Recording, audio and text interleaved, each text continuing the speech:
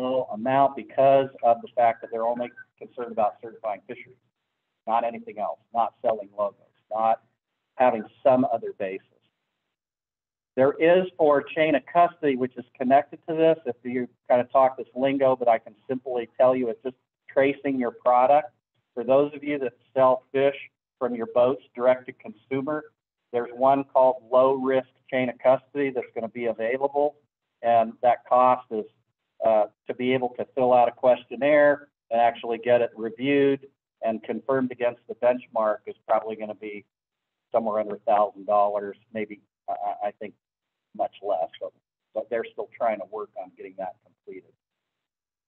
The other part of RFM to just say is that it actually, you can put origin on the labels. The labels are all free. You can use it on any packaging. Once it's just identified that you have the chain of custody, Susan and the RFM staff can do that.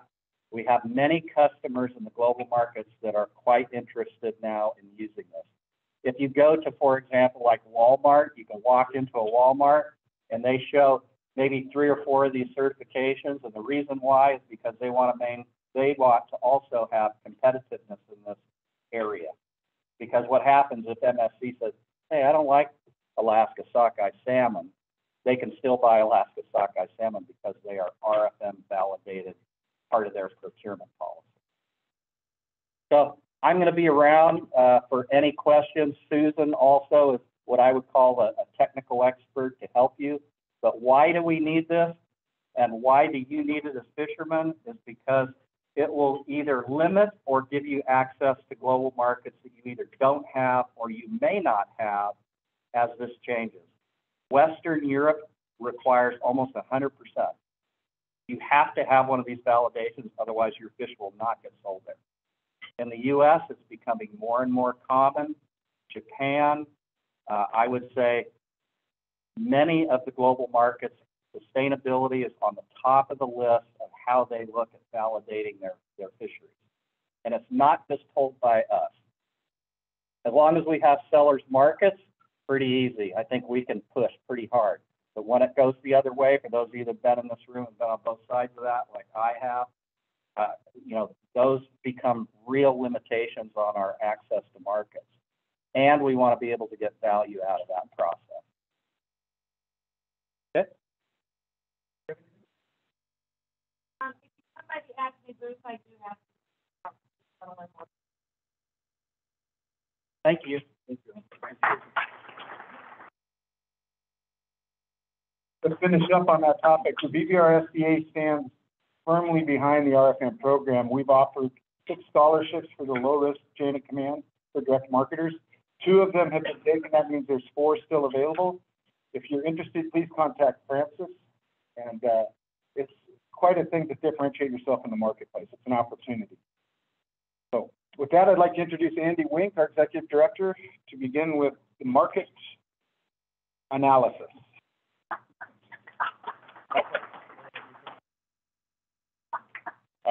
Thank you very much. We're actually going to bring up Jordan and Aaron Tiernan from Fish and Game to tell you a little bit about last season and what's ahead for next season.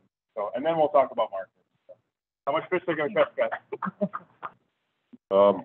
Morning, everyone. For those of you that don't know me, my name is Aaron Tiernan, and I'm the district manager for Ignick-Gastic. Up here with me is Jordan Head. He's the lead research biologist for Bristol Bay. And we also have Travis Ellison, who's the manager of the Naknek-Weejack District, and Tim Sands, the Nushagak District manager. They're online, so once we get the questions, if you all have any, they'll be able to answer those specific to the districts there. And so with that, we'll get started. So this is going to be our summary of the 22 season and going into the 23 season.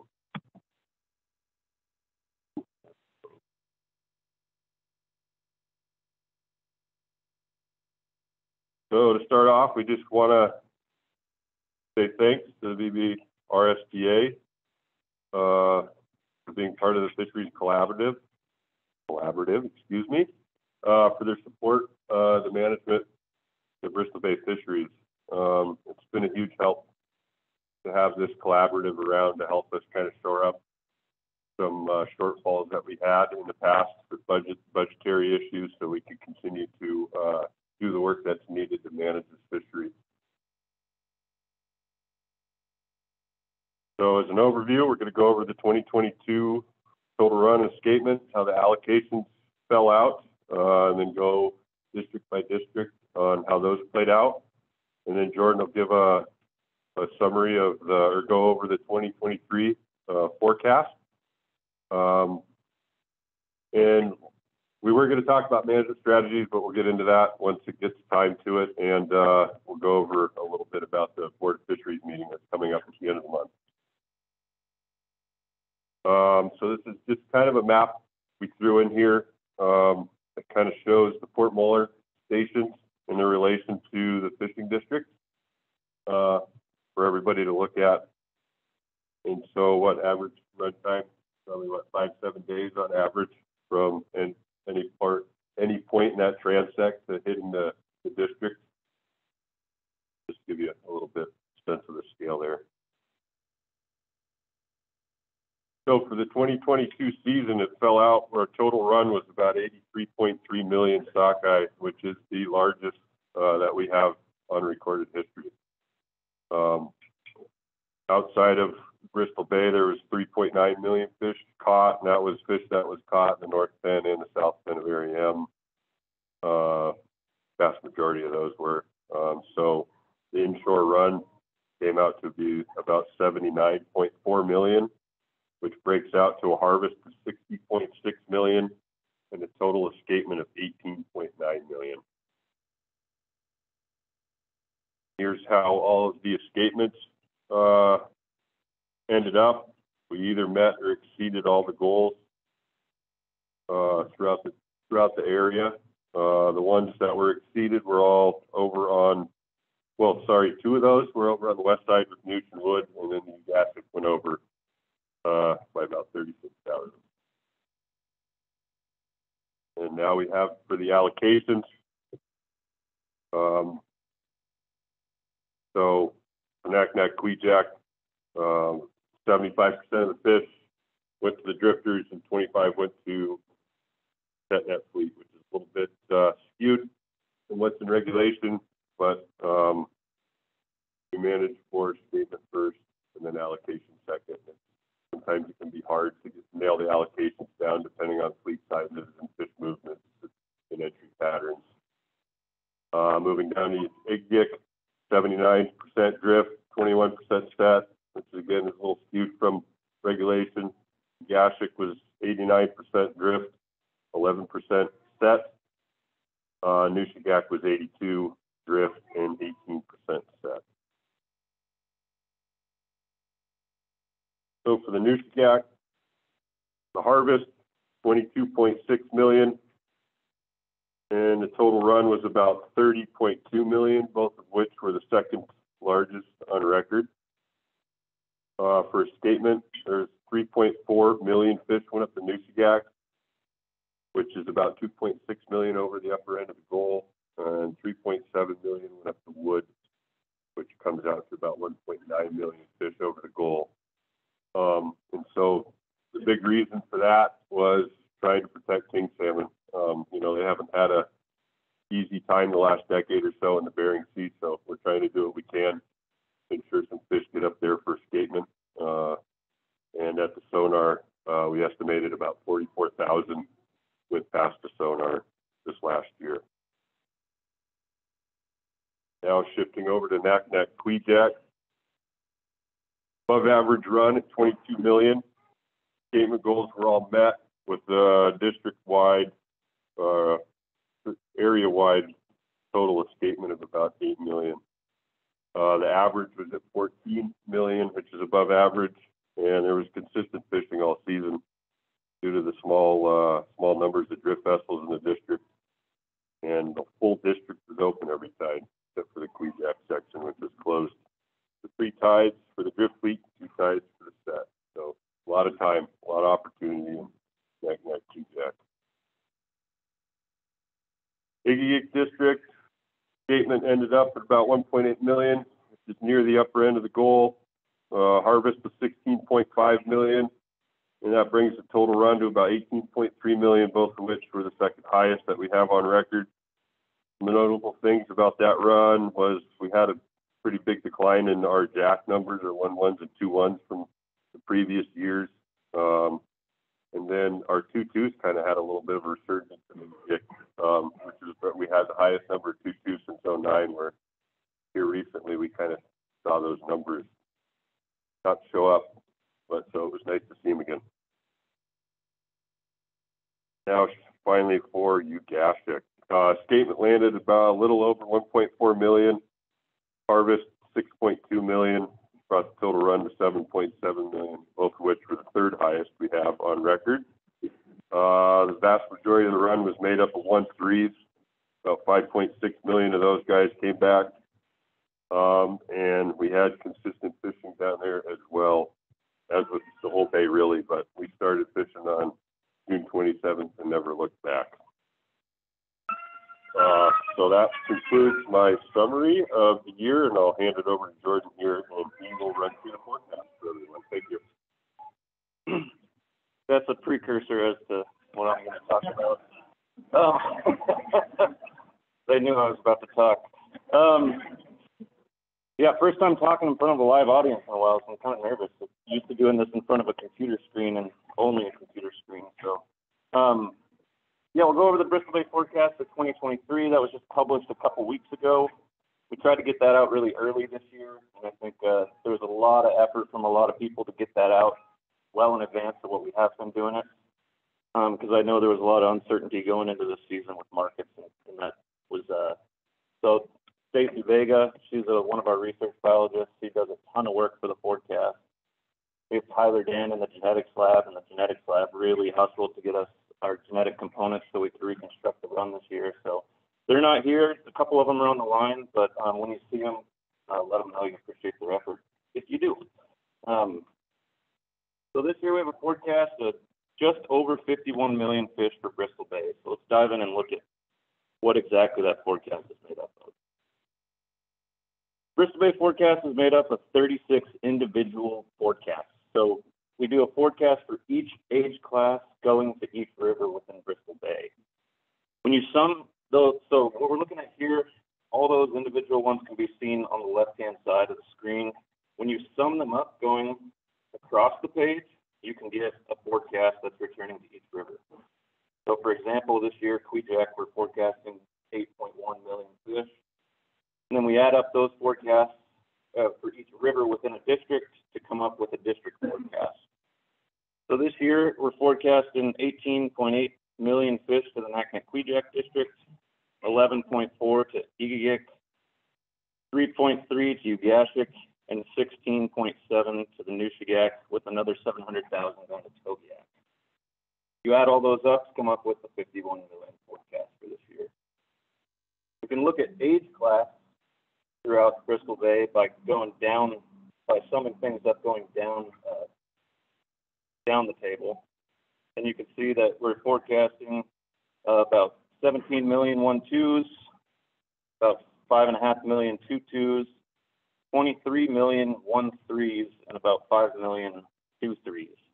So the component, if you add these up, we have about 44% two ocean fish in the forecast this year, about 55.5% three ocean fish, and if you do math real quick, we're missing 0.5%.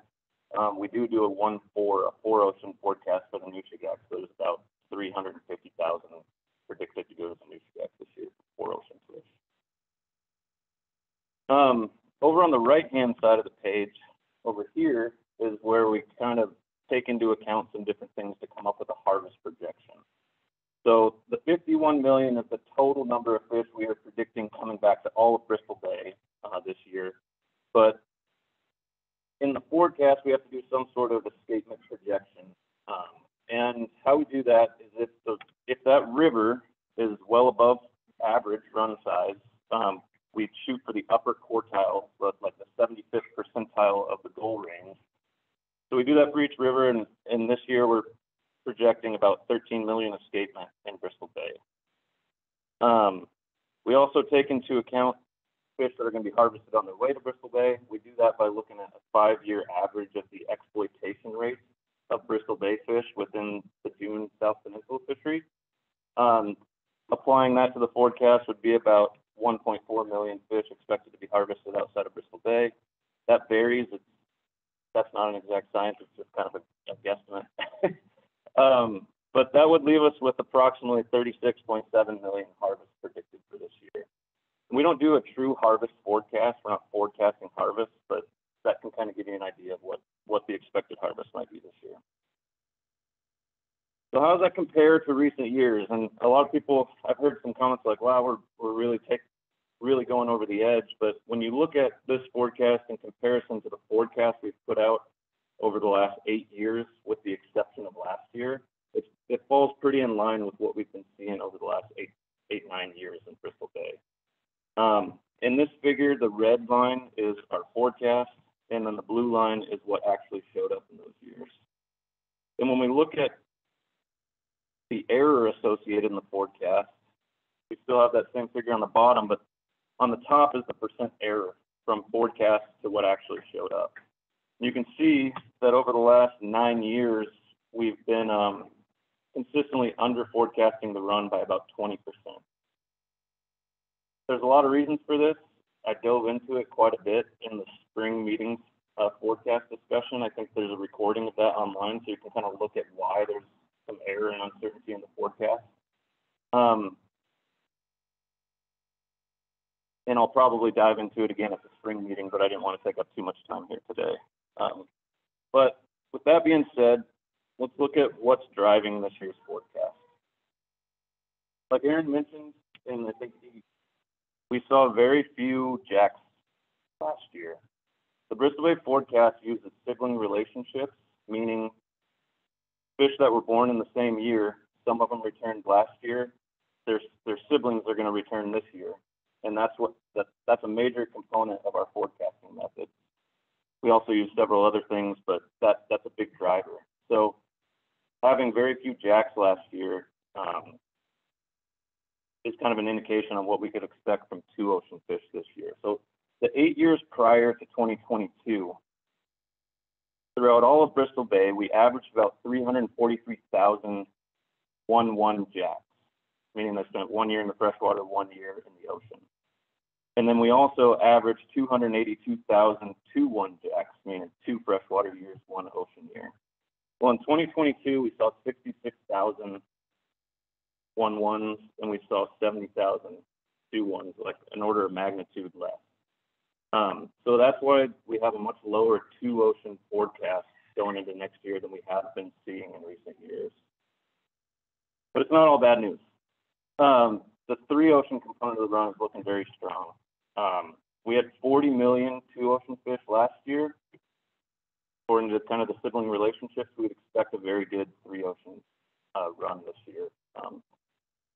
And a lot of that's driven by brood year 2017. The last 2 years we've had these huge runs was driven by the fish that spawned in 2017. So far, we've had over 100 million fish come back that were spawned in 2017. So that was why we saw a really big run last year. The 2 3s, 2 freshwater, 3 ocean fish that are coming back this year are from that brood year. So we'd expect a pretty good 2-3 component of the run, which is why you see that forecast is like the largest we've seen in like 7 or 8 years, or 6 years, I guess I got on the slide. So real quick, summarize the forecast. We have a forecast of 51 million fish. Our 80% confidence intervals of that forecast range from 37 to 66 million. That allows for a potential harvest surplus of 36.7 million fish. That's driven by a lower 2 ocean component of the run, but a strong 3 ocean component of the run. And just one note, keep an eye on the Wood River as usual. It does weird things. And we had last year, if you recall, we had 7.5 million escapement in the wood back in 2018. Well, last year we saw the first group of those return as 1-2s, which is what most of the fish in the Wood River return as. And we got about 7.5 million. And we think it would be strange to see that age class not be a little bit higher in how many recruits Last year, we also saw 2 fish in the woods, like the largest number of them ever. So there is potential to maybe see some 2 fish in the woods this year. We've never seen them before, so therefore we can't forecast them, but that is something to keep an eye on. And that's a little bit level of uncertainty in the forecast. Real quick before we move on, the department doesn't do any sort of weight or total weight forecast for Bristol Bay, and we don't forecast, the size of fish coming back next year. But this figure right here shows in purple and red the average weight of a 3 ocean fish from 1970 to last year. And then in blue and yellow, you have the 2 ocean fish. So through time, those 3 ocean fish weighed on average of about 6.75 pounds. And the last handful of years, we've seen a big drop off in fish size at age. We wouldn't expect that to change going into this year. We wouldn't expect that to shoot back up. We think we'll kind of continue on this trend. There was a lot of comments that fish seemed bigger last year. And the reasoning for, while the size at age wasn't different, we had a much larger 3 ocean component, which are the larger fish. And we have another forecast with a larger 3 ocean component. So we would kind of expect things to be similar to last year as far as fish size go. But that being said, we don't do any formal analysis on predicting fish size in Bristol Bay. All right, so that's the forecast. I want to talk to you about some other things. Like Aaron said, we kind of were thinking about talking about what's 2023 going to look like, how are we going to fish. But that's really dependent on what happens at Board of Fish about 2 weeks from now. There's 52 proposals going before the Board of Fish. 34 of them pertain to the commercial fishery. And it's hard for us to know how we're going to fish these districts if some of these regulations are adopted. For example, there's a proposal to get rid of the Naknek-Quejack allocation plan. If that proposal goes through, Travis would be fishing that district obviously quite differently. So it's hard to say what's going to happen next year, but we encourage you to attend the Board of Fish. We want you guys to be spoken for, come and be part of the process, give your public testimony on what you think about these proposals and read through them. They're all available online on our website, and all the meeting information can be found at the Fish and Game website. One big topic that's going to be coming up at this Board of Fish is stock of concern plan. The department just recently recommended Nushagak Kings as a stock of concern because we've been failing to meet the king goals for, I think, 5 out of the last 6 years or something like that. And so we put forth to the board at the work session our recommendation that king salmon are a stock of concern. The board concurred with that decision. And so now that initiates a process. And that process is the department will develop an action plan on how we're going to conserve Nushagak kings. And all options are on the table. Right now we're putting together a menu of options for the board to consider that are time, gear, area, and kind of all are. Missing an A there. Yeah, so time, area, and gear, and all of those options are on the table for the board to kind of reorganize how we fish the Nushagak district in order to conserve kings. And you guys need to be involved in that. Like everybody here in this room needs to, especially if you fish in the Nushagak, need to let your voice be heard. When the action plan comes out, we encourage you to read it and get your comments into the board about what you guys would like to see. But that being said too, we are all ears. If any of you guys are out there fishing, you know the area really well, and we want to know your thoughts on what we can do to conserve Nushagak kings while still being able to harvest the sockeye we need to harvest. So that being said, we're available for questions. Like I said, Tim's on the line. Today at this meeting, we're probably not going to dive into specifics on what our proposed actions might be in the Nushagak, but Aaron and I will be at the booth over at Expo for the next 2 days. Come and talk to us, and Forrest is there as well. So if you have any questions, we're there, but we can take questions now as well. viable as just letting all Last year, if we let every single king go up the river, we still would not have met our goals.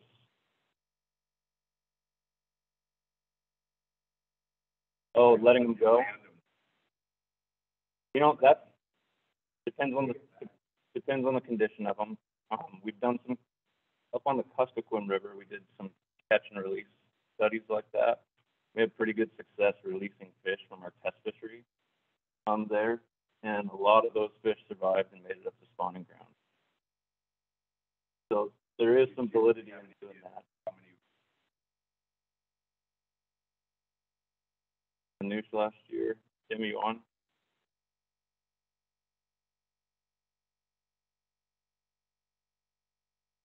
Okay, I think based on fish tickets, I think it was in the range of 4,000 to 5,000 kings caught last year. Not, I don't have the exact number. And even if we let if we didn't fish at all last year, we still, like, the run was pretty low, so we would still not likely achieve our goals we were trying to.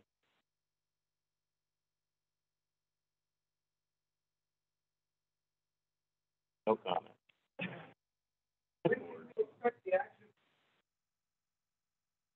Do you know, Forrest? Yeah.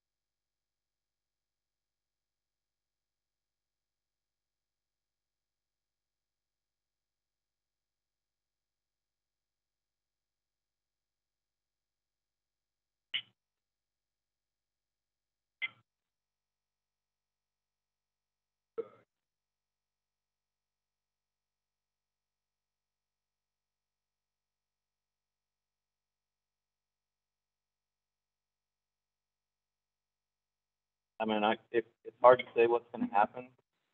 Like we said, we're going to put together a suite of all available actions that we think can help reduce king harvest and present those, and that'll all be decided there.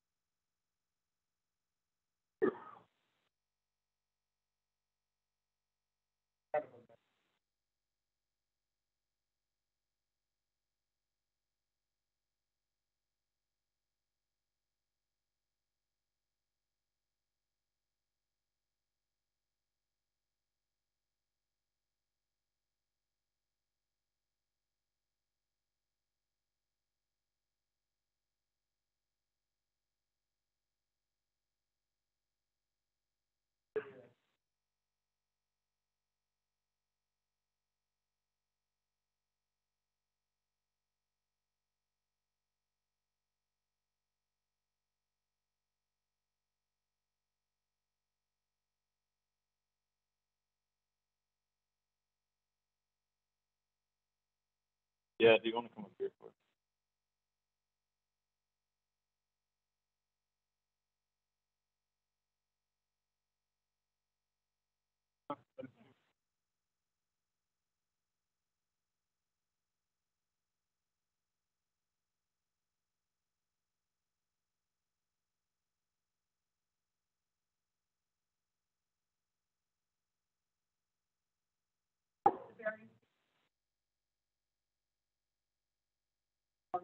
Yes, you don't like.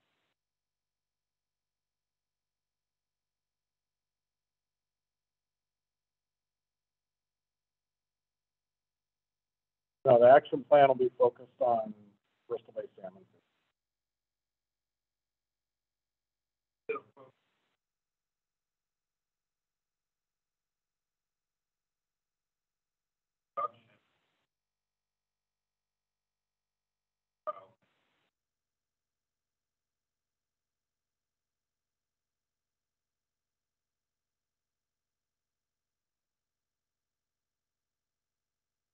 Well, there's a process that we have in place to initiate enhancement programs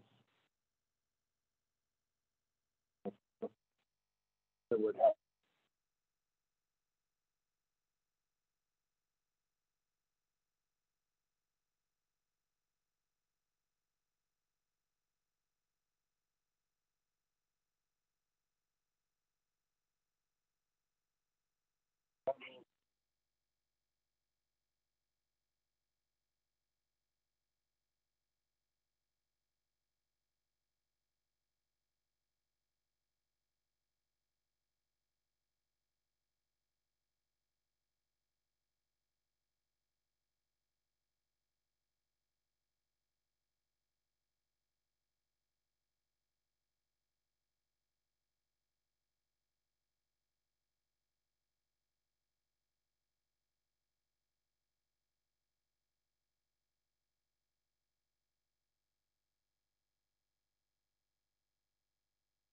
So the question was,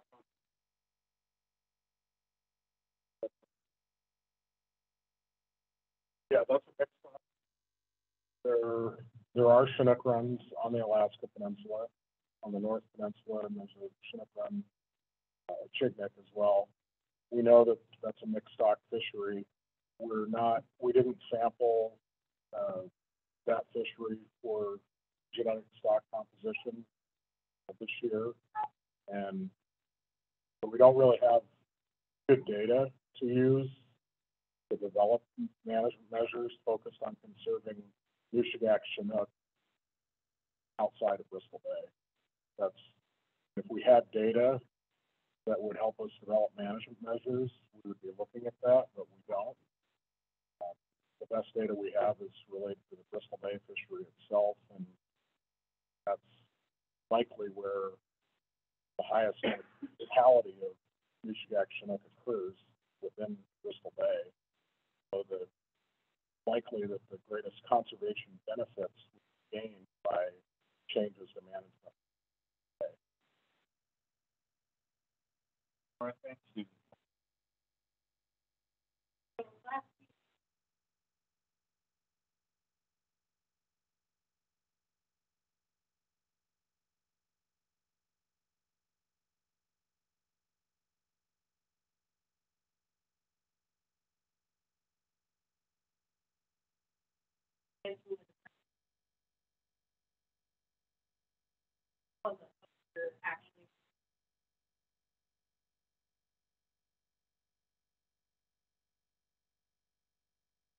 So yeah, that is something we've been looking into. Sorry, the question was, fish tickets reported said about 5,000 kings were harvested, and processor reports said that number could have been much higher. And that's something Tim's been looking into over the last several years. We've understood that the fish ticket reporting of kings is challenging. A lot of times kings go into the holds with sockeye and chum and get sold as mixed fish. And so Tim started asking processors for production numbers of fish so that we could get a handle on how that's different. I think what we're looking into is requiring that be reported to us from processors each year so we can have a better handle. And I'm not sure if that anything will be in the works for changing how things are reported fish ticket wise, or we're kind of really in the preliminary stages of it.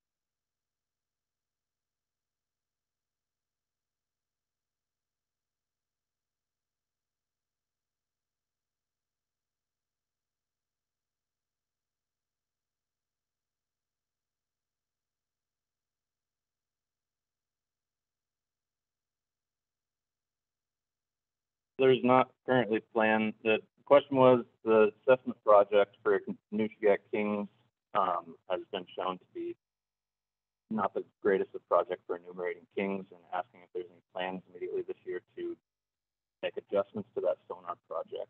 The answer for this year, we don't have plans to change the actual methodology of the sonar project. We have been looking into, over the last couple years, doing some bathymetric mapping of the Nushagak River to see if it would be possible to insonify or have more coverage of the river. For sonar, it didn't look initially that promising. We've also been looking into our apportionment program over the last couple of years and starting to do some feasibility there by adding smaller nets to that apportionment program and see how that's going to help. We have probably 2 to 3 presentations at Board of Fish that are completely dedicated to Nushagak King assessment, that we're going to go through things very detailed. And so I would encourage you to watch those presentations at the board. And also there's a lot of conversation going on how we can improve the Nushagak King program. The guy sitting right in front of me might be a better guy to speak to that at this moment, but we're working together to try and improve Nushagak King assessment in the Nushagak. But that's going to take a long time. We can't fix it overnight. This is probably a decade-long process of trying to really get solid assessment numbers for Nushagak. But we're starting it.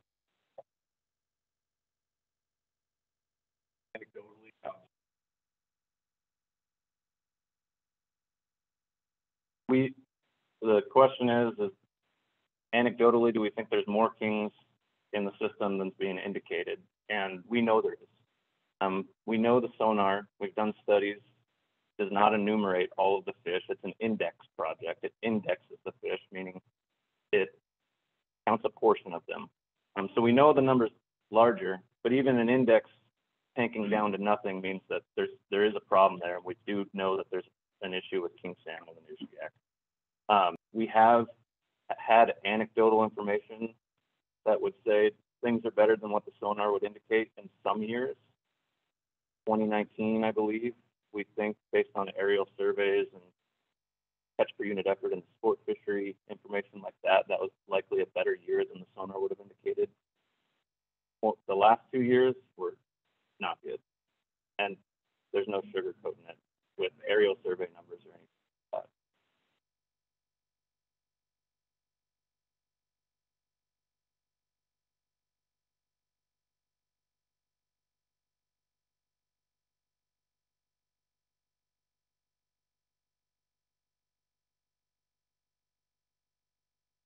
Yeah, so the question is genetics looked at in the offshore fisheries to see if kings are headed towards the Nushagak? Unfortunately, genetic composition throughout Western Alaska is very hard to tease apart. So a lot of times the genetic baseline information, how we would, it doesn't have the resolution to tell if that's a Kuskokwim king, if that's a Nushagak king, if it's going to Naknek, if it's going up to Norton. I think they can tease out Norton Sound now. If it's going to the Yukon, it's very difficult. So those king numbers in some of the offshore harvests, it's hard to tell where they're going. And that's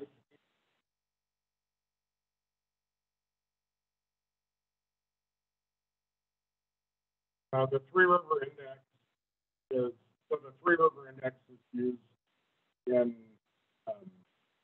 setting bycatch limits. And the Three River Index is Yukon, Kuskokwim, Nushagak.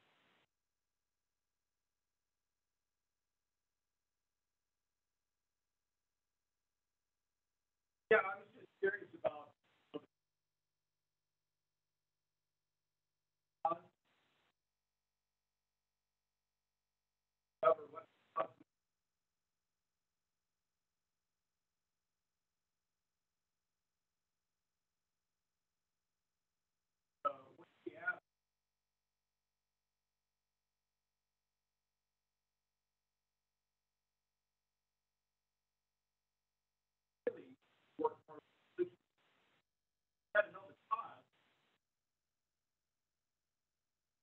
Yeah, that's a great question on the cause of snipe declines in Western Alaska.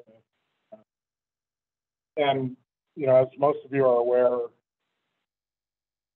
a lot of our work on salmon focuses on freshwater, enumerating adults, because that's what's important for fishery management.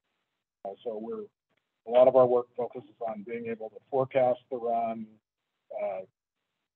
you know, and track commercial harvest, track sport fishery harvest, track subsistence harvest, and then enumerate adults in the river.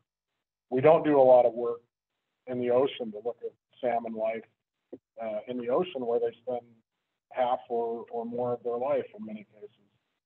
But we're starting. So we have a new salmon ocean ecology program that has a small staff, and they've been looking at early life history of Chinook in the Bering Sea, focused mostly on Yukon, but we have plans to expand that program, and I think it's going to provide valuable insight into marine survival and interaction between salmon species and other species and marine fisheries. So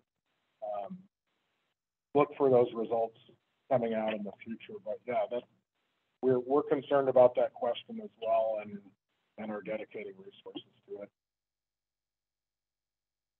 Really interesting to see if marine mammal part of that. Studies on that. Large amount of. Ron, you had a question? I think they estimate orcas 4 times as much all the human plastic purposes here. So.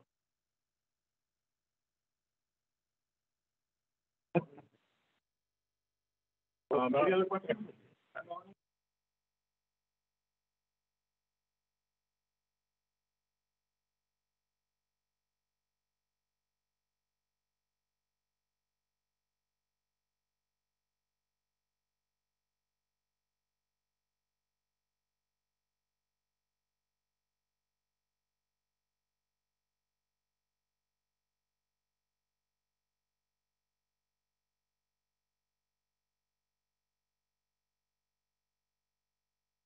Yeah, so the question was, is otolith sampling in the bycatch, would that help understand? And also you mentioned that we do it at Port Muller. We actually sample genetics. So we're not sampling otolith, we're sampling, or we're doing genetics on Port Muller test fisheries, which is how, and I just spoke a couple minutes ago that genetics, we can't tease apart a lot of the Western Alaska king stocks via genetics. Otoliths are interesting though, that you said that, because otolith microchemistry could maybe provide some insight, but that is not a well-established field for doing that in an ocean program yet. So that would have to be a kind of a program started from scratch, but that is an interesting concept. Otolith stuff, yeah, it is, and all of it takes money, and lots of it. So, yeah. We should probably move on. All right. We're running behind. Andy says we're moving on. Appreciate it. Sorry that went very negative. But, thank you guys very much, everyone with Fish and Game for being here and giving that update. You know, there's always issues to work on, but also incredible year to be thankful for. So let's talk about the markets and kind of analyze the value of the fishery. In terms of the market summary, here's kind of what's going on. Just real quick bullet points. Global sockeye harvest was up. That was largely because you guys caught a lot more fish. Other sockeye fisheries in Alaska were roughly flat. Russia was up 12%, so we had a little bit of a bump in Russia. On the farm side, Atlantic production was down about 1%. Farm coho production is up roughly 15%. We're also seeing more of that come into the U.S. market, by the way, so that's something that we're keeping an eye on. The dollar, you probably heard, is very, very strong, stronger than it's been in a long time.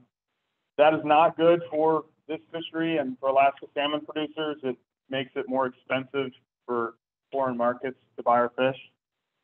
The U.S. embargoed Russian salmon, but Europe and Japan largely did not. So, you know, there's talk about Russia possibly banning its own export of salmon to try to keep more food internal for its own purposes. So we'll kind of have to see. It's, you know, I think it's something where it doesn't worry me a lot, but it would be great if others took the same actions as the U.S. Did in that regard. So if you guys haven't heard, wholesale prices have come down on frozen H&G. With the big harvest, it wasn't too surprising.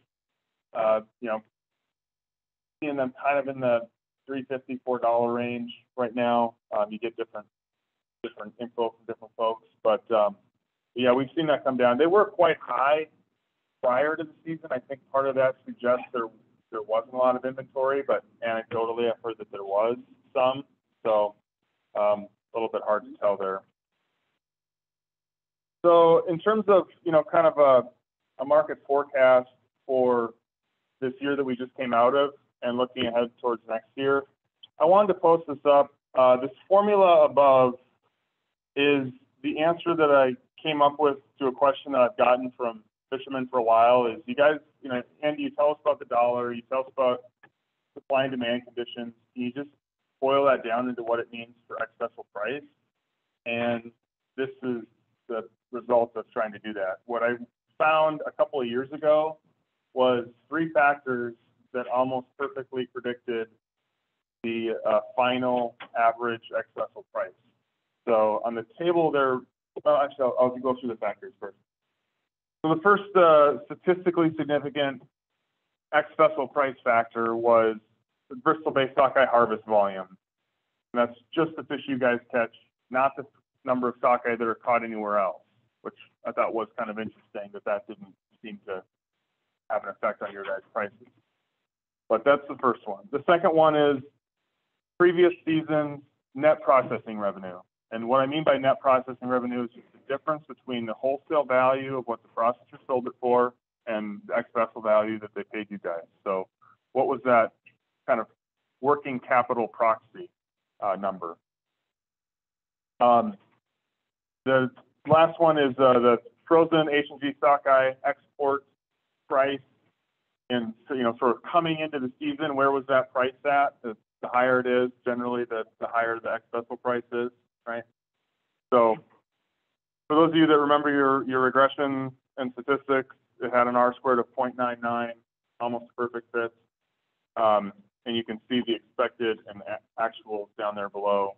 That was kind of interesting that the year it was off the most was 2014, which was Silver Bay's first year in the Bay, I believe. But you know, this I will say is a model that looked at the data and, you know, tried to fit it looking backwards.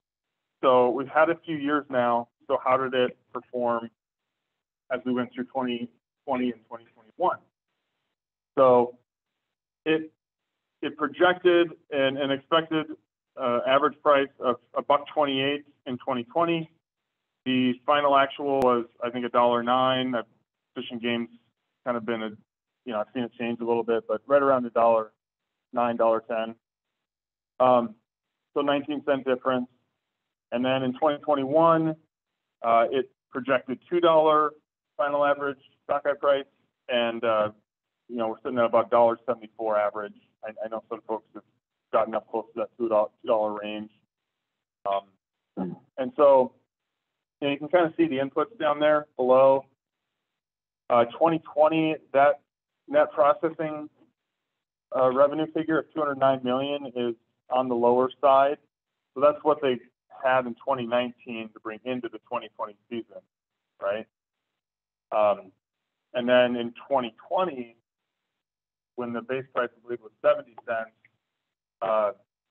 there was quite a lot of working capital brought into 2021, which is why you probably saw a lot stronger pricing in 2021. So, and then of course, COVID. I mean, the model never had to deal with a season like 2020 or 2021, really. So there's outliers there, and you know, regression models tend not to do well with those. So what about 2022? When you plug in the inputs that are down at the bottom there, you know, a harvest of roughly 60 million fish, net processing revenue of roughly 212 million, and again, that export price was 483 on average headed into this past season. That's really high, but it spits out a price of $1.74. So will this be accurate? You know, I wanted to show this to you guys, not as, and I'm not saying the price should be $1.74, but I thought it was a reasonable analysis, and there's some reasons why it could be lower, possibly some reasons why it could be higher. But, you know, it has been a little bit off the last 2 years because of outliers, because of COVID. So, but a lot of it is going to depend on the net processing revenue, I think, right? The more the processors earn, the more competitive they can be in the future, in the next season. If you look at this table, there's a lot of numbers, but I've outlined in red the ones that are most important. And that is in June through August, you can see there on the top box that not as much Bristol Bay sockeye has been sold in 2022 for those months as it was last year. And you guys caught a lot more fish this year, so that's not great, right? We would like to see more revenue, more volume being sold. So we're kind of behind the pace, basically, or the processors are. And then at the bottom there, you can kind of see for each year, the sort of trend in, this is that net processing revenue figure. It's how much, actually I might have mislabeled that, sorry, I didn't have much space, but basically that's wholesale less ex vessel.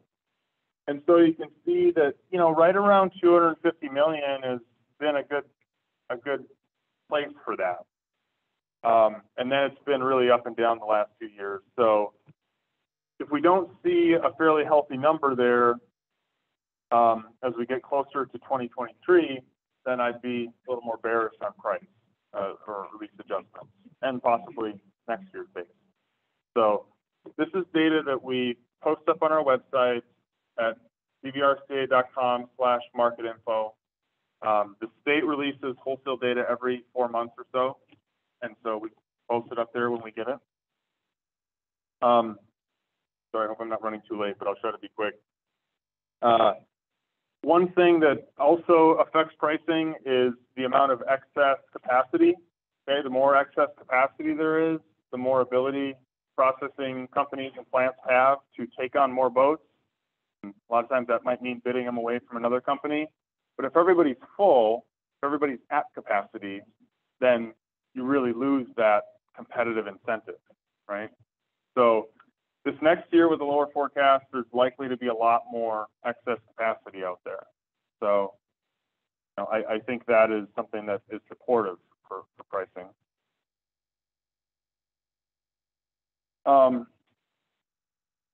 Shown this chart up, you know, pretty consistently through the years. This just looks at what percentage of the resource value goes to fishermen and what is retained by processors. In 2021, 62% roughly went to fishermen. This is not exactly a perfect wholesale value because it doesn't include things like fish oil and scrap meat and scrape meat, things like that. But you know, I think it's a pretty good proxy. So probably don't pay attention to the exact percentages, but more, you know, what's the trend. Finally, just a couple to finish up with. You know, looking back, everyone's talking about inflation these days, and so I wanted to look back at the harvest value of this fishery and adjust it for inflation. We also hear a lot about how good the 80s and 90s were, and you can see from this chart that they were very good.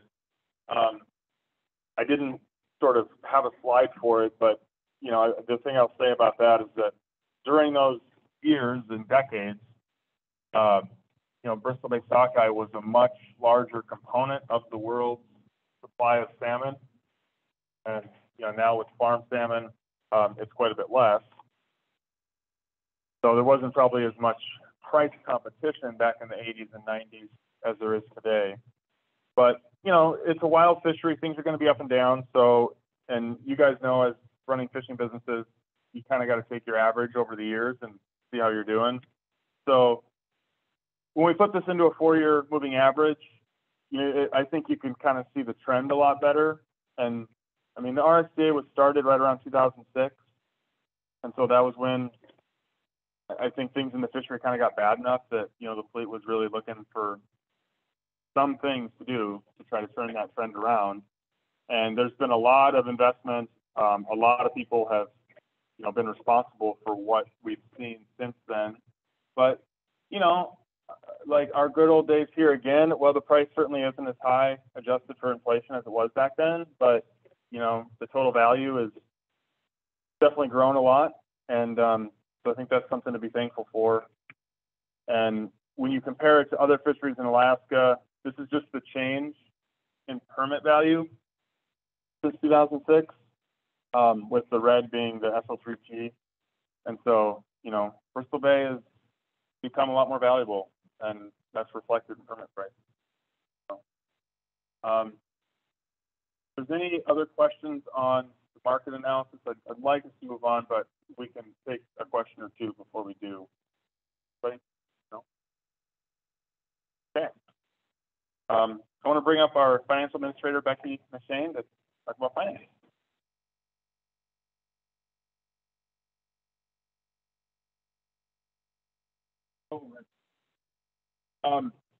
Yeah, thanks. Becky reminded me. So I don't know if there's any press in the room or online, but you know, this is a and everything is off record or on background, and actually not on background, it's off record. So if anyone wants to publish it, you got to talk to us first. Yeah, thanks. Hello, good morning, good afternoon. We will get the numbers over with so you guys can see the fun program stuff. So I lead the finance committee. We are led by our committee chair, Doug Morgan. He's also our treasurer. We have Eric Sabo and Franz Schonberg on the committee, and we have Indy Walton and John Fairbanks as advisors. And the objective of our committee is to guide and assist with the financial planning and accountability of the BBRSDA. So since 2015, this chart on the left will show the average pounds harvested. The average through those years was over 200 million pounds. You can see in the bars the fluctuation in the assessment income throughout the years. And we had a drastic drop after the 2020 season, and that's reflected in the 2021 fiscal year bar. After such a strong 2022 season, we anticipate next year, FY23, to yield a base price of around $115, and the assessment income in excess of $3.6 million. So the chart on the right is kind of a breakdown of the season and then the fiscal year we receive it and the actual dollar amount that the RSDA receives. This is a chart of the BBRSDA budget, and each color represents one of our programs. So the bottom blue is our organization that includes outreach. The orange bar is our administrative overhead costs. The gray bar is our marketing. The yellowish bar near the top is quality. And the blue chunk on the top is sustainability. And that line chart going through it is our assessment income. The 2023 number was based on a draft budget. The board did approve a budget close to that amount, but slightly under yesterday. And the org class improves more outreach programs than we usually have in previous years. Marketing, the gray bar, continues to be our largest expense. When you look at the 2022, the second to last bar, you'll see the sustainability, that top blue chunk looks really large. That was due to kind of a board approved addition of a $1 million contribution to the Pedro Bay Conservation Fund. So even though it looks bigger, it was kind of a one-off contribution. There's also overall a reduction in sustainability due to the state of Alaska covering some of the Fort Molar and BBSRI expenses and less legal expenses for Pebble Mine in current and prior year. Here's a quick snapshot of the cash position. As of November, like a week ago, we had 5.9 million cash in our reserves and operating bank accounts. Current commitments to get us through the end of FY22 would be 1.9, and 1 million of that is the large contribution amount. When we subtract out our baseline reserve, we would be left with net funds of 1.5 million for operations after paying the rest of this year. And then if we even subtract out half of next year's approved budget, we would still be, positive cash flow. And we do anticipate receiving at least 3.6 million next year for our assessment income based on this year's harvest. So overall, we're in a healthy cash position. And then finally, the committee and the board, we have a statement we read every year. Through prudent management, BBRSDA is poised to enter 2023 with healthy reserves to safeguard against potential downturns in fishery value and sufficient liquidity to act on opportunities which show exceptional potential to increase fishery value. As of November 7th, we project to have approximately 4.1 million on hand to fund operations in calendar year 2023 and onward. This financial position includes a baseline reserve of 2.5 million for board policy. That's it. Hopefully that wasn't too painful. I will hand off to our outreach staff member, Francis, first.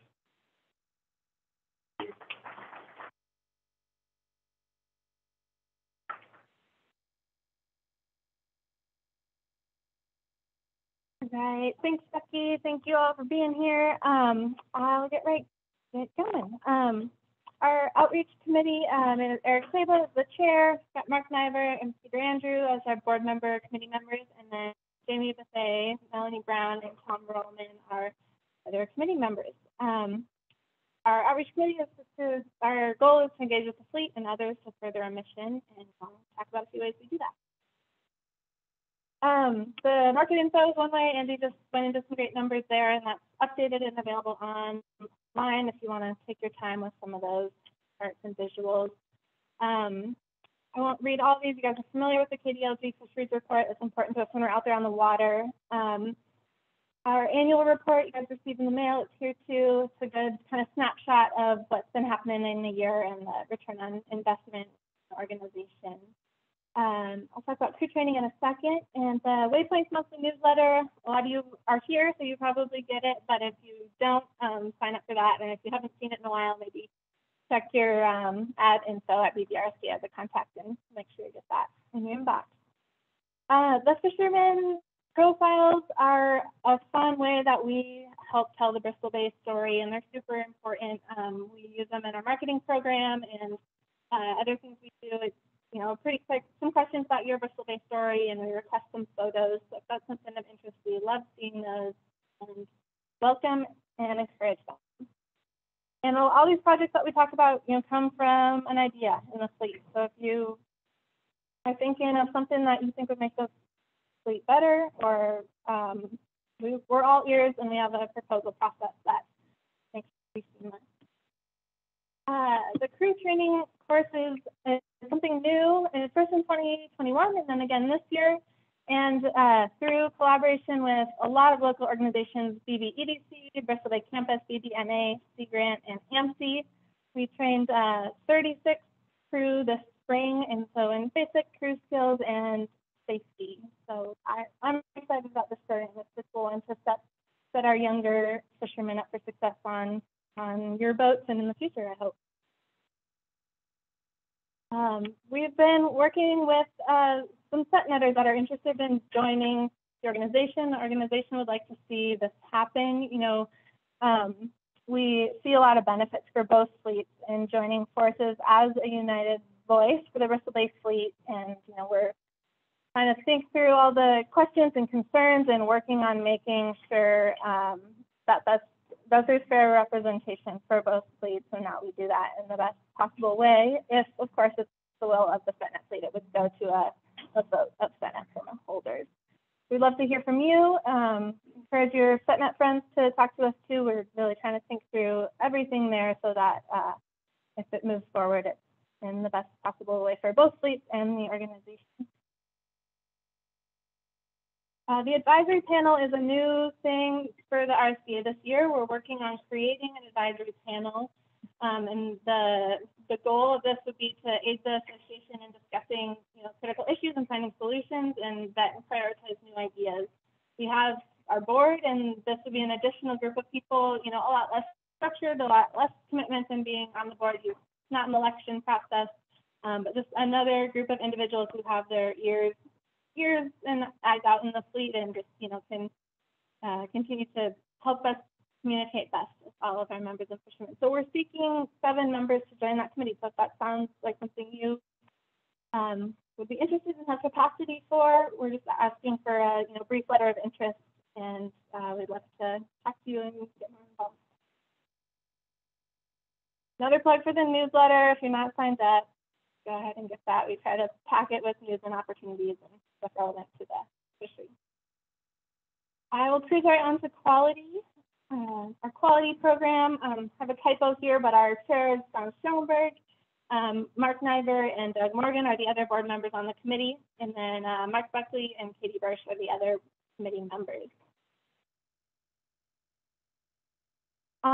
Just briefly, there's a lot of curiosity about this project in the spring. The certified quality reader is this device you see in the photo there, and we had a project set up this summer, and our contractors worked really hard to overcome some unforeseen issues, and unfortunately by the time the devices got deployed later in the season, it was we did not get the data we expected from that. But we'll continue to keep tabs on this technology and see if there's ways that there's a constructive fit for us and our fishery in the future. But I wanted to address that because I know there's a lot of questions, and we're excited about that data. This is our second year helping support the wages of RSW apprentices in the Bay. So we have three apprentices working for 3 different companies, and we were pleased to see each company reported they were able to serve more boats than 2021. So just trying to continue to keep us all running and not waiting for services when we need it most. Again, RSW, we're offering reimbursements to you all, to members, and even if there's a member who doesn't want to take it or has taken it and would like a crew to take an RSW operator class, that's okay. And one just finished yesterday. Maybe some of you were part of that. But there's some classes coming up. They're like 3-day operator classes for RSW operator, and I've heard great things. So if that's something you're interested, we can help cut the cost of that a bit. ICE projects, these have been legacy projects for years, but along with BBEDC and the processors listed, supported ICE projects this year, and they reported selling more ICE this year than they have in the past couple, probably because we just had a lot of fish to sell. All right, that's me, Lilani.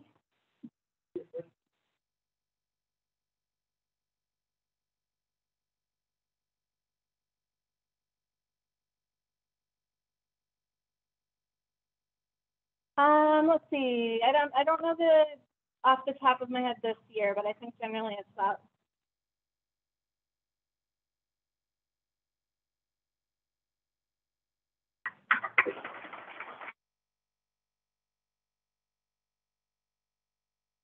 All right. Thanks, Francis. Steve mentioned I'm Lilani Dunn. I'm the marketing director for the BBRSDA and your brand, Bristol Bay Sockeye Salmon.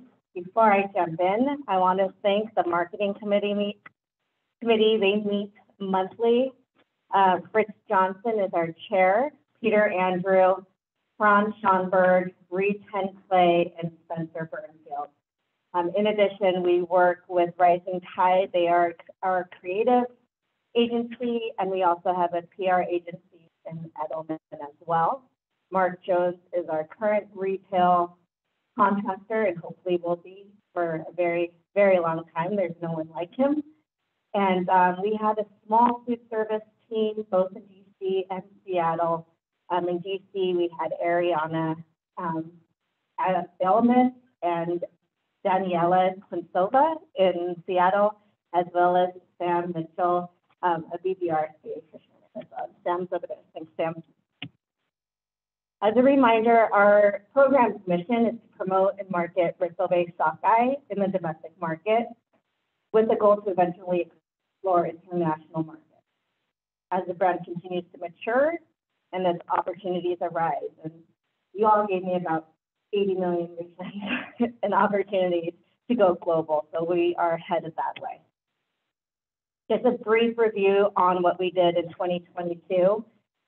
In the new year, January, February, March, we've got a focus on health. New year, Lent's still a very big thing in retail. We did about 7 promotions. Behind the scenes, it probably doesn't feel or look like a lot. Our creative agency migrated our website.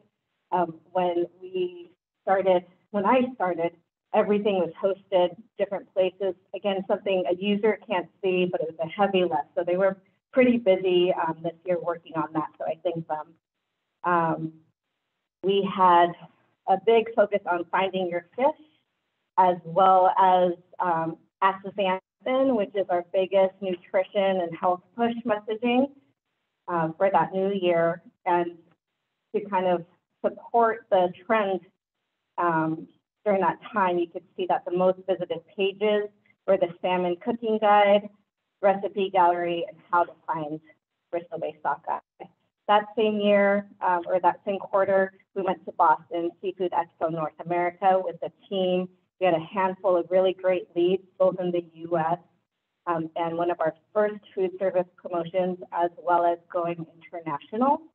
And COVID restrictions started lifting. We brought back chef demos, which was really exciting in retail stores. And we did that at a lot of QFCs, as well as Kroger and Mariano's around the U.S., North America. In Q2, we continued to do retail promotions. We worked with Hy-Vee in the Midwest. We helped train and do a certification project, workshops, with them.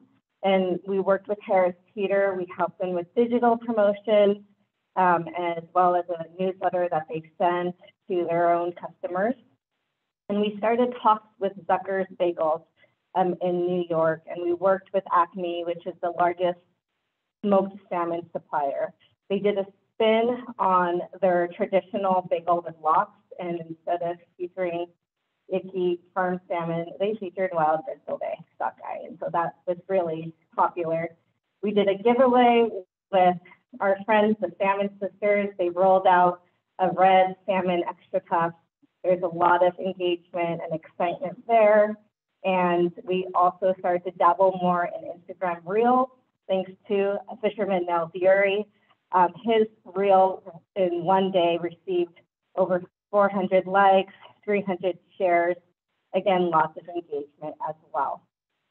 We worked with a larger influencer for the first time in a while, and it was the Modern Copper.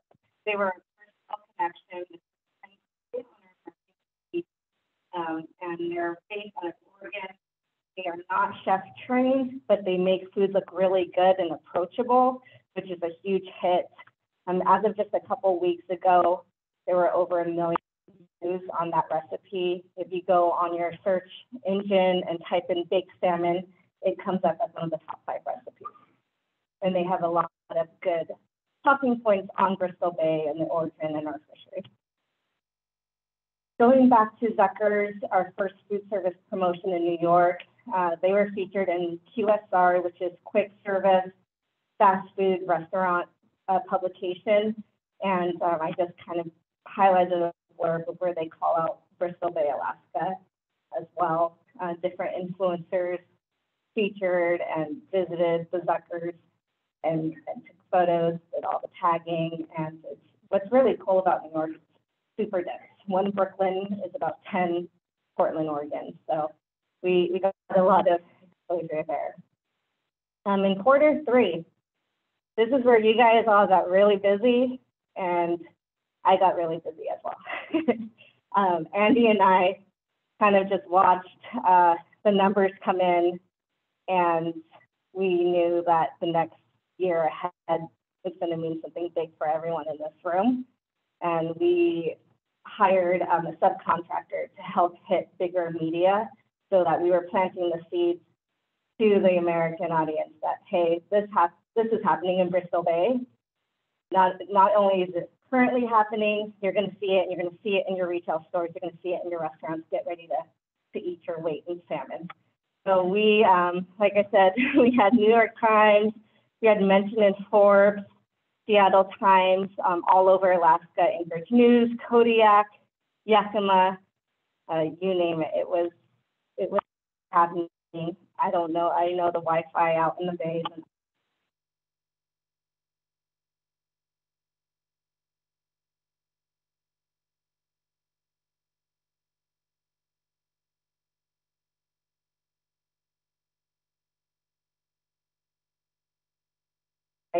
Planet. So yeah, all that was happening while you were out catching the fish. And then the next thing you know, we were doing fresh promotions, and those were spilling in so quickly. There were happening everywhere. Rose Hours in Eastern Washington, Heinen's in Cleveland. We did a co-op with Jackson Family Wines along with our friends at ASME. This was a double feature in the seafood department with like a stack of wine, a QR code that led to a Bristol-based sockeye recipe. HEB down in Texas, Whole Foods, they came up to the Bay about 2 weeks after our member meeting that we had there. We met with the team at Fish and Game. Travis Ellison blew their mind with all the stats. They were really geeking out with Fish and Game that trip. We were in Portland at New Seasons, Rayleigh's in Northern California, QSD in the Seattle area, Wegmans, which is a really high-end store in Northeast, Publix, which is the current largest and fastest growing supermarket chain. As soon as he got back, we sent MJ to HEB to do a training with all their seafood personnel, from buyers to seafood managers at their stores. They just wanted a simple, what's it like to be a fisherman presentation, but MJ gave them that and then some. I'm pretty sure that presentation went viral within the HEB community. So everyone's very interested in what you guys all do. And that same quarter, while we were doing all those promotions, we had DC Salmon Week, which happened in September. Unfortunately, there were fewer partners, and that was kind of discouraging, but I took the opportunity to meet with the 9 locations, and there was a lot of distributor issues, supply chain stress, shortage in labor, and inflation. And those were the main things we heard. We met with a distributor and supplier, and they promised us that they would prevent that from happening next year. Just last week at All Hands, there was a presentation that had a statistic that DC is the market that is struggling the most recovering from COVID.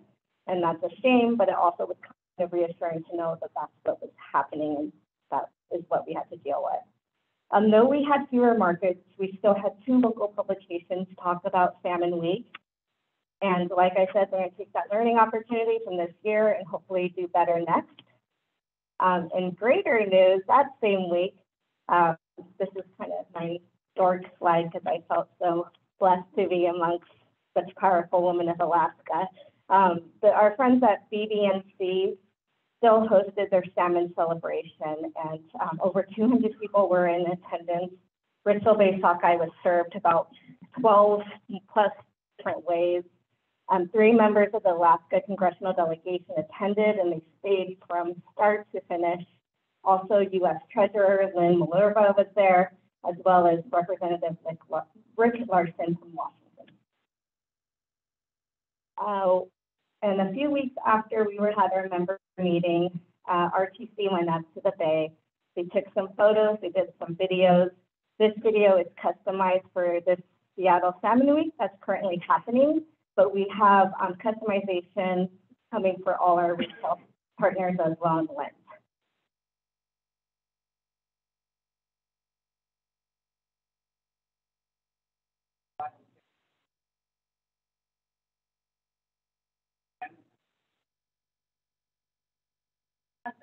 So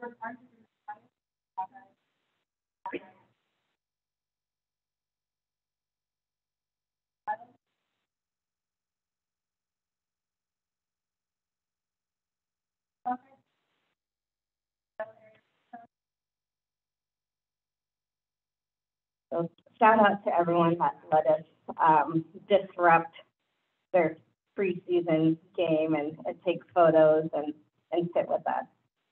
Now moving on to basically current day in 2023. Seafood month is in October. We have the holiday season. As much credit as I want to take for the bird flu and turkey being hard to find this year, I can't. It's just kind of the universe working with us. But there is an opportunity, and we've had a handful of retailers work or promote during Seafood Month, and these bought into AmazonFresh.com and Amazon stores. There's about 45 of them, I believe, in some of the larger markets, as well as Costco Northwest. These are huge, huge opportunities. With Amazon, most of us or some of us have purchased items there, and a part of our partnership with them, they've included a picture of a fisherman holding a sockeye, as well as featuring one of our grilling recipes. You could also see in the product description that they call out Bristol Bay, Alaska exclusively, which is huge for them to do that for us. We have 2 back-to-back promotions happening in December, which is great. I hope that sockeye ends up on many tables in the holiday season. With the Northwest Costco promotion, the skin pack sockeye that many of you see in Costco will be featuring our on-pack stickers. We sent over 500,000 labels to that supplier of the area, and so look forward to that in December. And we're just going to keep sending them stickers until they tell us to stop. So really excited about that. And as I mentioned, Seattle Salmon Week is this week. There's over 30 plus restaurants. Seattle showed up for us, for you, really. It wasn't pulling teeth to get them to want to serve Bristol Bay sockeye on their menu. Someone, a local tide in Fremont, actually was like, hey, is there a way for you to, like, a fisherman to prove who they are? And we're like, oh, they just give you the permit number or a picture, but then I was just thinking about the line stacking up. So there's a password or code, and if you go to local tide in Fremont this week and say opportunity, you'll get a discount. And if you are the type to have social media, and if you take any photos, that's the hashtag Bristol Bay Salmon Week, and that's the URL if you are not aware. You want to see the entire list of our restaurants. Sales velocity is the name of the game. It hasn't been said very much, but it is a buzzword in most of our internal meetings. We are looking at making or moving this giant pack in retail food service. We want to increase consumer demand and knowledge of how to cook Bristol Bay sockeye and where it's coming from. And we're looking to go global. So in retail, we've had a lot of success. We're looking to do the same, but just bigger and more often. In food service, it's not quite the same beast as retail, so there's a lot of relationship building with the big decision makers there. So I'm probably going to spend a lot of my time working in the food service market and getting there. Of course, there's short-term gains, and we could do promotions at distributor level. Internationally, we've had some leads, or great leads, with the UK. In Australia, they did a podcast with fishermen Reba Temple. In Japan, we ran one of our first trade ads during their big push for salmon, and that's something that we're going to look towards doing again. And also with our counterpart at ASME, there's a lot of opportunities for Bristol Bay sockeye in France. For consumer demand and education, we are going to be running parallel with our retail and food service promotions, tackling this year. And basically, as you can see, there's 2 main promotions, Taste the Red and Summer of Sockeye. Andy, is that you speaking at me?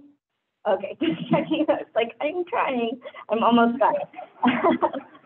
Okay, so Taste the Red and Summer of Sockeye, and you can see all the different seasons that we have mapped out for this upcoming year here. Our network is our staff, industry, which includes you all, processors and managers, chefs, and influencers, media, friendlies, and dietitians. And as much as influencers might be annoying to some people, it's important. There's a lot to it, and studies show that third-party credible sources drive impact and reach. So instead of just us talking about how cool we are, it is helpful for people to hear other people who aren't from Alaska, who aren't fishermen, who don't work for the organization, also agree with us. Here's a little bit more on Taste the Red. We basically want to make it synonymous with your product, Bristol Bay sockeye salmon. And we're looking at working with a big influencer, Justine Doran. She is most famous for creating the butterboard. We're looking at sending samples out to big media so that they could do recipes, coverage, editorials on it, and then also paying for big placements and editorial placements, like, for example, Real Simple. The Summer of Sockeye would be May through August, and it's more of the same thing, but of course with a focus on fresh. This is just a proxy partner, but Jeff Shota would be someone that we would target. We want to plan another fam trip up to the Bristol Bay. Like I mentioned, we took up Whole Foods last summer. So doing something along those lines, whether it's chefs, media, food influencers, has yet to be determined, but we want to keep doing more of that. It really does make an impact. And then, of course, the storytelling behind sockeye. And I am not a fisherman, but you guys have the best stories. So I want to share it with everyone else. Some of them maybe not the most appropriate, but we'll filter those ones out. They're always fun to hear.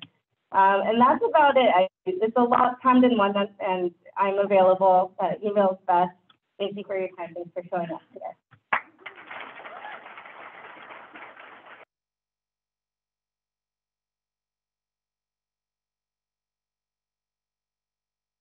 Well, thank you very much, Leilani.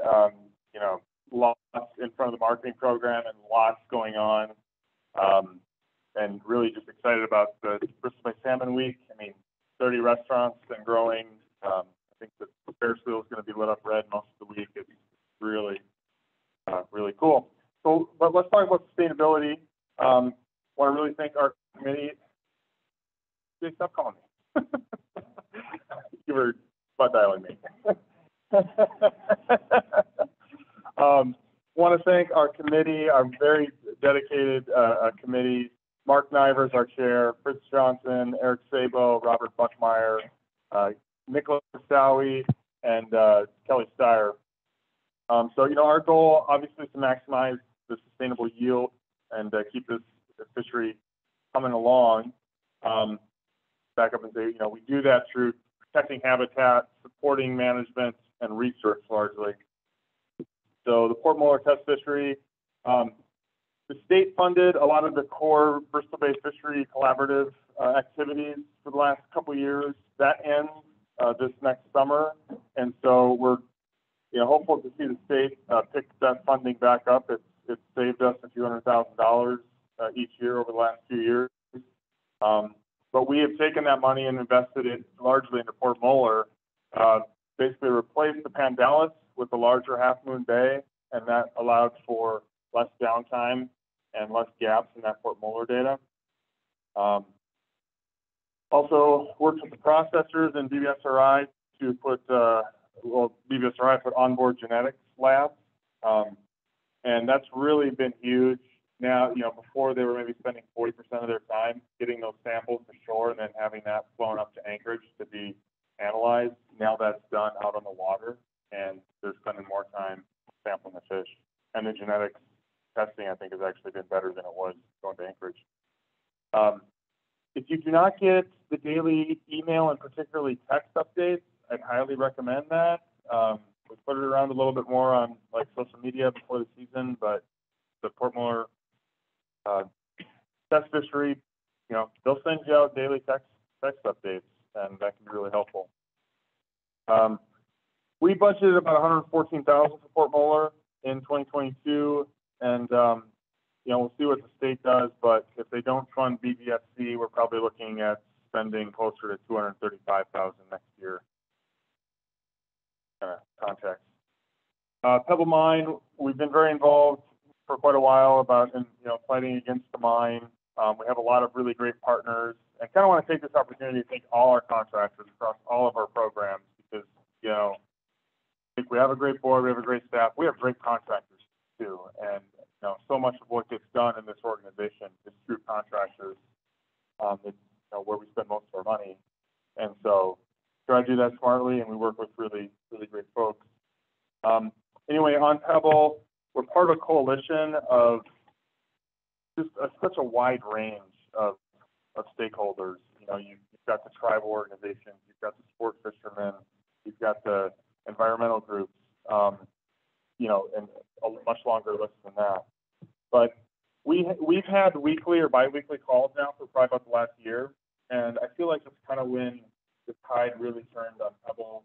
I think we're a much more united front now, the groups are. So we provide you guys, we kind of represent the commercial fleet in that group. And we've also funded research. We're involved in the permitting process. We submit comments on behalf of the organization and the fleet. We supported a couple of different films, one of them out, Mark Titus is the Wild, and one of them is forthcoming, hopefully later this year or early next. So as far as where Pebble is right now, I've had a few people ask me that. We're waiting on Region 10 to submit a recommended determination to essentially veto the mine. And then the EPA headquarters would take that and need to make what's called a final recommendation. And that is what would be binding on the permitting process. So we're kind of like 2 steps away from what we've been trying to get to for many, many years on this. We also donated $1 million towards the Pedro Bay Rivers project, which Tim is going to tell you a little bit more about here. And there's a lot more we can say about Pebble, but I'm going to leave that to commercial fishermen for Bristol Bay, who has a happy hour today at 4:30 at Fisherman's Restaurant and Bar. So go get a free drink and hang out with them. Want to just touch a little bit on the research that we fund. We've funded some life cycle assessment studies and research, and that's starting to bear fruit. I should have probably put up a graphic, but I'll just summarize it for you, which isn't too surprising. But Bristol sockeye salmon, particularly from Bristol Bay, is one of the most nutritionally dense proteins out there in the sea or on land, and it's also one of the most environmentally friendly ones. It uses the least amount of carbon in fresh water, or if not the least, one of the least, right? So it's a pretty special thing to have that much sort of nutrition and low impact in one fish. It's kind of like Lilani's video said, the perfect protein. So that's starting to show up in academic journals. Yes, we've been saying it for a long time, but now the science community is proving it out. Run size and timing forecast. We had a webinar this May with University of Washington forecasters, and we'll be having another one that's upcoming probably early May. And they're going to dive more into their forecast around run timing, not just abundance. So I highly encourage folks to make that, or at least check our website and watch the video later. We're also funding a graduate student program for graduate student research projects. It's a very good bang for the buck on grad student projects. We have $30,000 to sort of seed that program and see where it goes. More information on our website. We've also been involved in the Skipper Science program, but we're not going to crack open that nut here. A little time we have. So that's kind of our program activities part of it. I want to bring up Tim Troll to talk about the Sailing Back to the Bay program as well as Pedro Bay. Come on up, Tim. I'll try to get your. Actually, Lilani, could you load it up? I'm not a Mac person. I'll pull it up. Yeah, Tell I'll us your start. joke. Well, my name is Tim Troll. Most of you may know me. I'm the Executive Director of the Bristol Bay Heritage Landfill. A couple of projects, well, there's several projects we've worked on together, but the most fun one was recently the bringing an old sailboat back to Bristol Bay. I'm over at the Homer Marine booth and showing videos we put together at that trip. It was a nagging sensation for the last 2 years of my life because it was going to go in 2020, COVID came, it was going to go in 2021, but we needed a sail because the guy was making that sail passed away. But as it turned out, I think that's it. Okay. Destiny was 2022, and I think it was the right year simply because the kind of boat that started the fishery in 1884 was actually there for the biggest harvest ever in the bay, and we did catch fish. So, and Travis was nice to give us a nice opening over in the Naknek. We didn't want to catch that many, but we did want to catch it with a traditional old wooden cork. So if you come by the booth, you'll hear a sound in that little video that hasn't been heard in Bristol Bay probably for 80 years. The sound of wooden cork over wooden rig.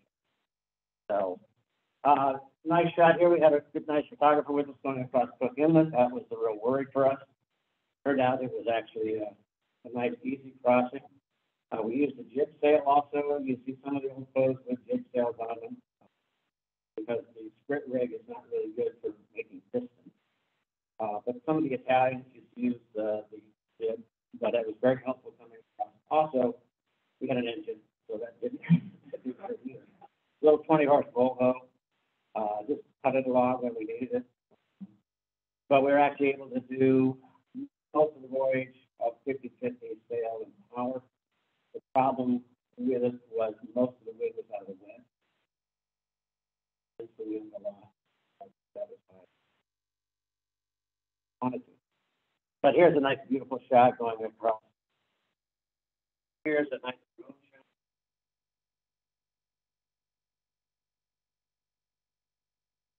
shot. Expecting bad weather down the Naknek and has been back. Rather than stopping to leave up. We did stop at every village along the way. Spent 3 or 4 days in each village. We got lots of video of that. It was just a fun trip and great stories. I mean, you talk about stories, family history going back to the sailboats, the conversions. It was wonderful. So coming out of leave off, we had to catch the outgoing tide. We try to catch the incoming tide at the Y to come in. We were against the wind all the way down the Queechak. But as we got to the mouth of the Naknek, the wind was now in the right direction. The tide was coming in, so we're able to sail it on into Naknek and have a fleet there. It was wonderful. We also had a beer made up for us. Denali Brewing was kind enough to put out an IPA, and virtually all of it got sold in Naknek over fish treatment. So I don't think there's any of that. But here's one of our John Miles. Of course, we were taking a lot with us and enjoying it on the trip. And John here enjoyed his fair share. And Maurice Egley out of Naknek was one. And here's actually fishing the boat in the Naknek. And we didn't know whether for sure this would happen, but Marcia was really nice and made us an old wooden cork net. Not very long, I think it was 25 fathoms. But it was wooden cork net, and then Bill Hill and his son actually went out and fished it. Like I say, we just wanted to get it out in the water, see what it's like under sail, and we did catch 3 fish, which is all we really wanted to. The boat will remain in Naknek. The Bristol Bay Historical Society wants to buy it. Dave Seaman, whose boat it was, more than happy to bring it back to Bristol Bay and leave it in Bristol Bay, because that was the one part of the trip we hadn't figured out, was how to get it back to home. But Bristol Bay Historical Society is purchasing it. We're helping them to do that. So it'll be out there, and hope it can be seen every year. And certainly I would encourage the RSDA. History is a great way to sell your product too. You got 140 years in this fishery. And I think you ought to use that. And certainly now we have a sailboat out there. You can use it in any way. With the images we have of the boat itself, you should definitely do it. So So we're talking about finishing the trip by going ahead and sailing it over to Dillingham next year, back. It's going to stay in Naknek, but the west side was just involved in more so with middle salmon fisheries. So we're talking about trying to do that next year, have a little bit of money left over at least for a week or so, sail it on over to Dillingham so people can sit there. Hopefully the fun part is actually getting people out on the boat in each of the villages. Kids just wanting to get on the boat, elders wanting to get on the boat, a lot of good stories to tell. We probably spend at least a day in every village giving rides to people. Didn't know how that part was going to work out, but when we got to Pedro Bay, because part of it was also celebrating that project. I didn't know whether people downriver were going to be all that interested, but it got on Facebook, and by the time we arrived in every other village, they were getting on the beach with big down. So that's the Sail Back to Bristol Bay project. Like I say, come by. We had some great photos. I see you've got some photos I didn't see. So we're trying to collect some of that stuff. And we have a nice video home of it. So Pedro Bay, you all have been reading my text every hour to see what we're getting here. I can't thank you guys enough for coming up with $1 million for this project. It's been matched by many others. Kind of a brief rundown. We got two major foundations, which remain anonymous at this point, but that's about $6.5 million. The Alaska Venture Fund, $2.5 million. Bristol Bay Native Corporation is in at $1.5 million. We have a smattering of individual contributions, primarily coming out of lodges. They come up to about $500,000. You guys in there for $1 million. So we're obviously trying to get more out of it. We're also approaching the process. And to this point, I can say OBI made an announcement today, a press announcement yesterday, I believe it was. They're in for $200,000. Trident just announced that they're in for $100,000. Silver Bay in for $200,000, but they're sort of challenging the other processors, or they're willing to commit that $200,000. So we'd love to have the processors actually close the gap. We're at about a little over 18 million right now. World Wildlife Fund just did a nice fundraiser for us in New York City yesterday. Nature Conservancy did some. So we'd like the processors to close the gap for the whole project, but we'd like them at least to close the gap between you guys and get that $1 million from them. And we're at about $500,000 right now. So that's sort of the status. For those of you that don't know, you can see the 3 easement areas. This is really prime salmon habitat. And Pedro Bay was more than, well, not, they came to us about helping to do this project. And as we see, it does also block that road to Pebble Mine, and this is sort of a backup. We hope, obviously, that the 404C process goes through, where the Army Corps of Engineers takes its plan. But the nice thing about this is it doesn't involve the government at all. So even if you don't get those, and even a 404C can be changed. So this is kind of a little bit of a long-term guarantee, because the other routes are really not practical, and Pebble never really wanted to across the lake. The southern route is pretty much. So this is that little extra level of guarantee that I think can take a little bit of worry off, along with other things. So that's my report. Again, thank you a lot.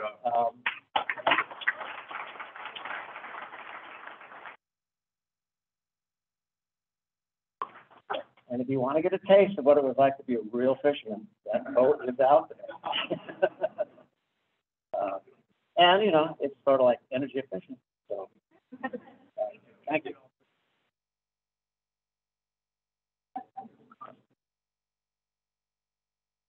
Well, thank you guys. Thanks everyone for hanging in there. If there are any questions, we can take them. But before we do that, I just want to say, you know, there's a lot of members out there who aren't here today. Please, you know, talk to them. Tell them about the RSDA, at least point them towards our newsletter. I think that's the easiest way to get info about what we're doing and that you guys are paying for.